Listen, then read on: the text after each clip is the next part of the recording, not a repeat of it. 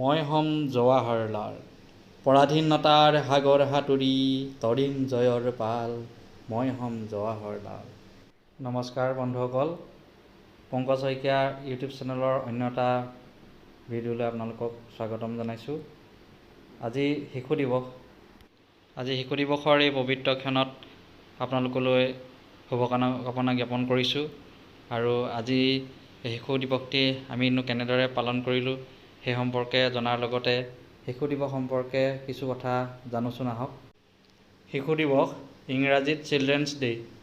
শিশুসকলৰ বাবে প্ৰতি বছৰে ভিন্ন দেশত ভিন্ন তাৰিখত পালন কৰা এটা বিশেষ দিৱস হৈছে শিশু দিৱস।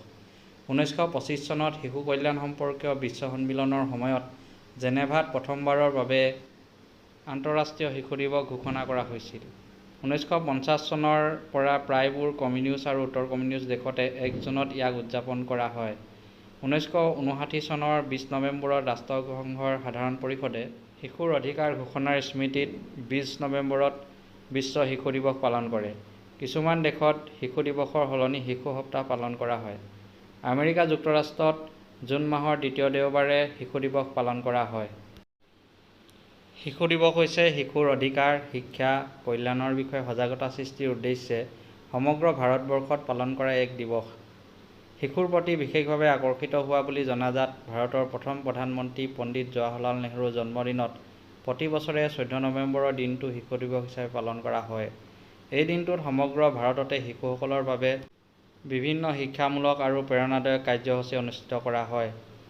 ঠিক তেনেদৰে আজি নগাঁও জিলাৰ কপিলী শিক্ষা খণ্ডৰ শালমৰা মণ্ডল সমল কেন্দ্ৰৰ অন্তৰ্গত আমাৰ SKVL মধ্য ইংৰাজী বিদ্যালয় আৰু হেতালি প্ৰাথমিক বিদ্যালয় আৰু লঠাবাৰী প্ৰাথমিক বিদ্যালয় মিলিত হৈ যৌথ উদ্যোগত আমি আজি শিশু দিৱসটি উদযাপন কৰোঁ। তাৰে কেইটামান কাৰ্যসূচী আপোনালোকৰ আগলৈ আগবঢ়াই দিছোঁ, কেনে পালে জনাবচোন। শিশুৰ প্ৰতি ভাল পোৱা আৰু যত্নৰ বাবে তেখেতৰ জন্মদিনটো শিশু দিৱস হিচাপে পালন কৰা হয়। পণ্ডিত জৱাহৰলাল নেহৰুৰ জন্ম 1889 চনৰ 14 নৱেম্বৰত উত্তৰ প্ৰদেশৰ এলাহাবাদত।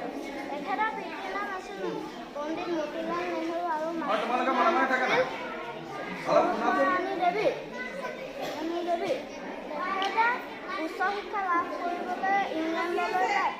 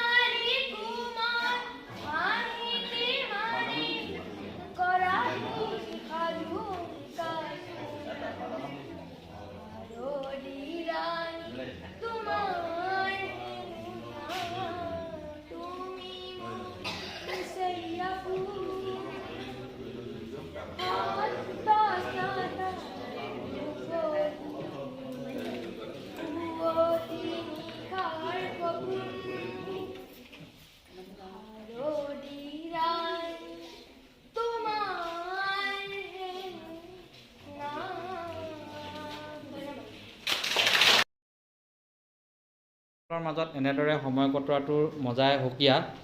তেওঁলোকৰ লগত থাকি ইমান মজা লাগে যে এইটো আনন্দ প্ৰকাশ কৰিব নোৱাৰি। এতিয়া আমি অন্য এটা অনুষ্ঠান চাওঁচোন। গুৰুৰ সমস্ত শৰীৰক বখানি এক বন্দনা সহিত প্ৰকাশ কৰোঁ, যাক সমস্ত লোক হবে জানি ওহি বন্দনাৰ বাজি গুৰুৰ সমস্ত গুণান কীৰ্তন কৰব। সেই লোক হব ওহি পৰম গুৰুক স্মৰি সেই বন্দনা কৰব, তাক দেখ শুন।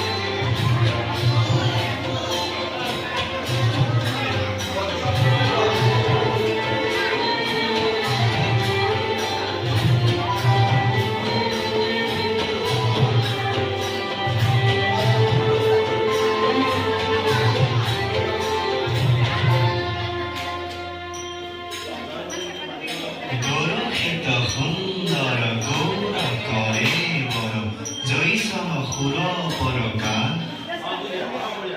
সকল সভাসদ ৰঞ্জন জাগে দৰ্শনে পাব বিনা